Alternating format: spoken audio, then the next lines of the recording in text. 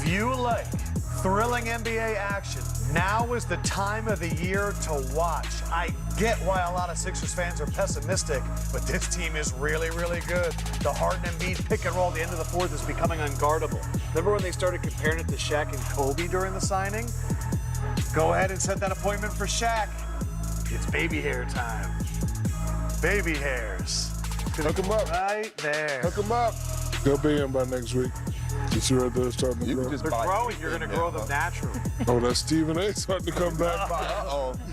Oh, that's Stephen A. starting to come Just back. buy anything now, Shaq. Welcome to the NBA on TNT Tuesday post-game show presented by Kia. From left to right, Jamal Crawford, Candace Parker, I'm Lefko, and this is Shaquille O'Neal. What I meant by now is a time of the year to watch. Every single night that you put on the NBA, you might see a player hitting a career high, a season high.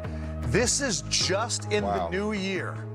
The only days in which someone didn't drop 40 was January 1st, 7th, 8th, and 14th. Look at this. Look at the scoring on the 2nd.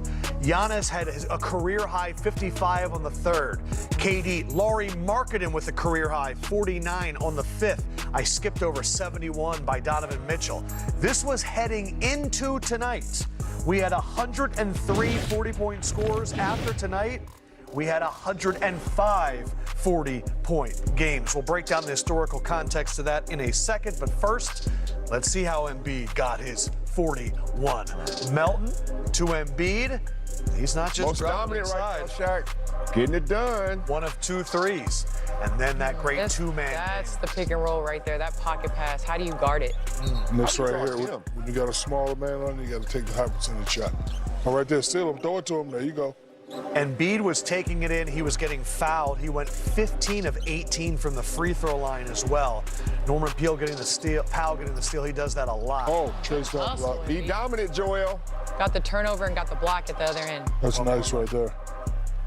You gotta love that hustle. He has always done well against the Clippers. Oh, Hard off a pump fake. Oh. He had 28 in the first half. Sixers were up 11. But as the Clippers do, they always seem to make a third quarter run. Kawhi Leonard, 16th straight game against the Sixers with 20 or more points. And this is what we want to see. Healthy Paul George. Deficit cut to 1. Then, game tied. Kawhi time. Splakak. Kawhi finished this one with 27. Hold up. But then here comes Tyrese Maxey. Then that pocket pass, fadeaway jumper. Nothing you can do with that. No. Oh, give me that. And then this is what's exciting if you're a Sixers fan. Sixers fans have been wanting Tyrese Maxey coming off the bench as a late spark. 22 points for Tyrese Maxey. If you care about plus minus, he was a plus 23. Tobias added 20, 27 for Leonard, 16 for Powell. But it is a 10-point win for the Sixers, who win 15 out of 20. And that is their 15th straight game of 110 or more points. It is all starting to click. You said, Candace, that pocket pass is unguardable. We look at the Celtics, we look at the Nets, we look at the Bucks. If Embiid is being Embiid, it's a wild card because he's such a tough matchup. Am I getting too excited? What is the calm down moment? Excited. Yeah, I'm Okay, getting Philly. excited again. He's getting Okay, excited. Philly. Okay, Yeah. Philly. No, I like the Sixers' pace. Obviously, Embiid has been Embiid all year, regardless of who's on the floor with him. But that combo of James Harden being able to pass the way he does, Embiid coming off. I mean, I think to me, it's not him not settling for the jumpers that we've seen him settle for in years past. That's been the biggest difference. He's going in there, he's 15 for 18 from the free throw line. But Jamal, you said something. You said about Maxey. You said that Doc is telling him with this second unit. For sure. To be aggressive, playing for Doc, winning 2 6-mans underneath him, he's going to say, you got the green light. If you take a bad shot, let me say it. Players, don't look at him funny. I want you to be aggressive. You can tell he's put that in Maxey's head. Maxey's getting to it. But the thing that scares me about them is, if Maxey, Tobias Harris are your second leading guys, I'm not sure it's going to get you far in the playoffs. James Harden was brought there to be the second guy. I love point guard James Harden. I love how he passes the ball. But getting, 5, 6 shots in the playoffs. He went 1 of 6, 0 for 4 from 3. Yeah, that's not going to get it done in the playoffs. I'm saying that respectfully. Shaq, this is the upcoming schedule for the Sixers. They're 3-1 right now on this West Coast road trip. They go at Portland, at Kings to wrap up the trip. Then they host the Nets and the Ben Simmons return, and then they host Jokic and the Nuggets. My question for you. 2-2. 2-2 in that run. Yep. The Sixers have played the easiest strength of schedule in the NBA. The rest of the way, they have the toughest strength of schedule. Where do you think they end up in the Eastern Conference rankings? Right now, they're number 4.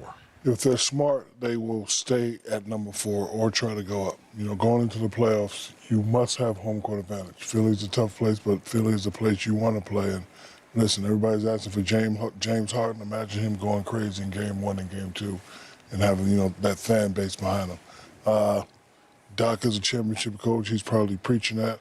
Look, they're one game out of second, so they just have to, you know, maintain the course. But they definitely need some type of home court advantage. Because when you're a championship contender, the thought process is be dominant at home, stay above 500 on the road. Yeah. And we want some type of home court advantage. I can't believe I misspoke. I didn't expect the Nets to lose to the Spurs tonight. We'll have those highlights later, but the Sixers are currently 3rd in the Eastern Conference. Go, move up. Wow. That's it.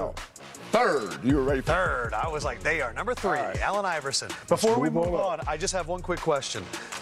All we ever talk about with the Los Angeles Clippers is they'll put it together for the playoffs. When do we hit the panic button? With, hey, we don't have Luke Kennard, John Wall's out 2 weeks, we're never going to see this roster.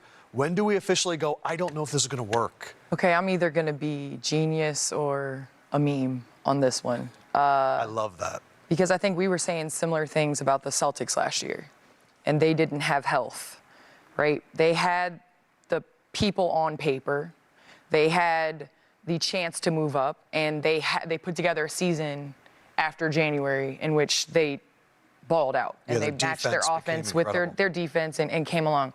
We haven't seen a healthy Clippers team, and it scares me because what their potential could be if they are healthy, but it also scares me because is it going to be too late to try to put that team together? And I think the way that they're playing, and I said this last year they were moving the ball.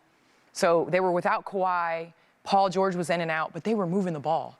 Today, they only had 20 assists on 41 made field goals. So to me, that says that there's a lot more isolation plays. And the Clippers' advantage is being able to spread the defense out and pick and pop and you know, knock down threes. I think what she's saying is a great point. I think the difference, though, is Boston got in the team. They were called out in film sessions. They were called out and held accountable. The Clippers think they have a switch, and we're not sure if they do or not. Like, we keep saying, oh, they have so much depth.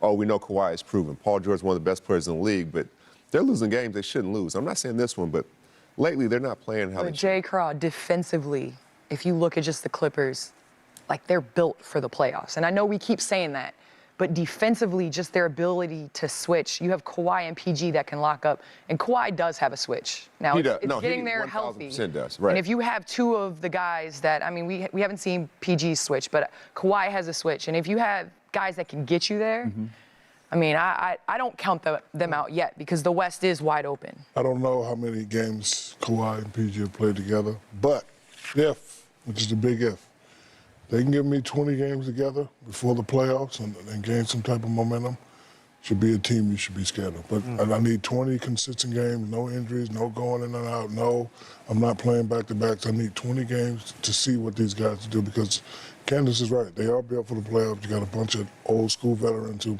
don't really care about the regular season because despite all the stuff they're going through, they're in the 6th seed. So if they give me 20 games together with those two and everybody's healthy, Reggie playing, those guys, they might be scary. I do think it's interesting you brought up the Celtics accountability.